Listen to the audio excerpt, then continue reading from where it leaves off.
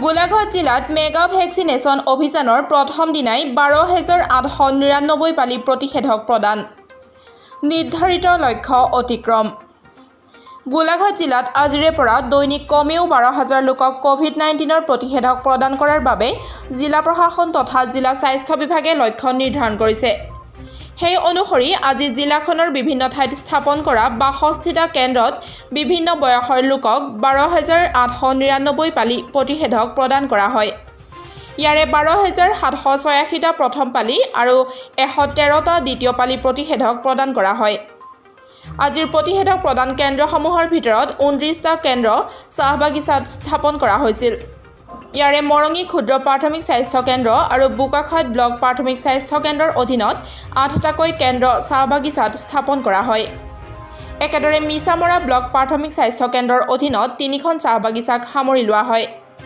কমাৰবন্ধা আলি block প্ৰাথমিক স্বাস্থ্য কেন্দ্ৰৰ অধীনত 5খন চাহবাগিচা আৰু চাৰিঙীয়া ব্লক প্ৰাথমিক স্বাস্থ্য কেন্দ্ৰৰ অধীনত 5খন চাহবাগিচাত কোভিড-19ৰ প্ৰতিষেধক প্ৰদান কৰা হয়। গোলাঘাট নগৰত স্থাপন কৰা 3টা কেন্দ্ৰত আজি প্ৰতিষেধক প্ৰদান কৰা হয়। বিভিন্ন কেন্দ্ৰত ৰাইজে প্ৰতিষেধক গ্ৰহণৰ প্ৰতি ব্যাপক সঁহাৰি জনোৱাও পৰিলক্ষিত হয়।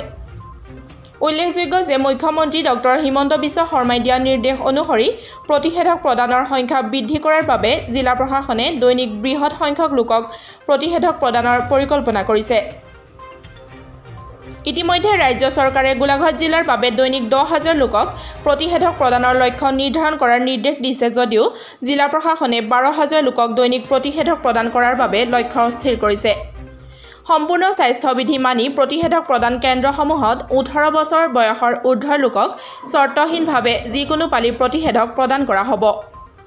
জিলা প্ৰশাসনে বিনা দ্বিধাই প্ৰতিষেধক গ্ৰহণ কৰিবলৈ ৰাইজৰ প্ৰতি পুনৰ আহ্বান জনাইছে। ইফালে আজি গোলাঘাট জিলাৰ উপায়ুক্ত মানৱেন্দ্ৰ প্ৰতাপ সিঙে জিলাখনৰ কমাৰবন্ধা আলি ব্লক প্ৰাথমিক স্বাস্থ্য কেন্দ্ৰৰ অধীনৰ কমাৰবন্ধা উচ্চতৰ মাধ্যমিক বিদ্যালয়, মকৰং চাহবাগিচা আৰু চৌকিটিং চাহবাগিচাত স্থাপন কৰা কোভিড-19ৰ প্ৰতিষেধক প্ৰদান কেন্দ্ৰ পৰিদৰ্শন কৰে। News desk, Golaghat diary.